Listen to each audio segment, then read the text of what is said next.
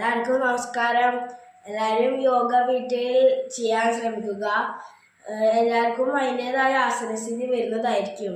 നിങ്ങൾ എന്നും കുറേശ്ശെ ചെയ്യാൻ ശ്രമിക്കുക. എല്ലാവർക്കും നമസ്കാരം. യോഗ പഠിക്കാൻ സുവർണ്ണ അവസരം. എന്തെങ്കിലും സംശയമുണ്ടെങ്കിൽ കമൻറ്റ് ബോക്സിൽ രേഖപ്പെടുത്തുക. നിങ്ങൾക്ക് അറിയുന്നതാണെങ്കിൽ ഞങ്ങൾ റിപ്ലൈ തരുന്നതായിരിക്കും. ഇന്ന് ചെയ്യാൻ പോകുന്ന ആസനം പൂർണ്ണ ചക്രാസന.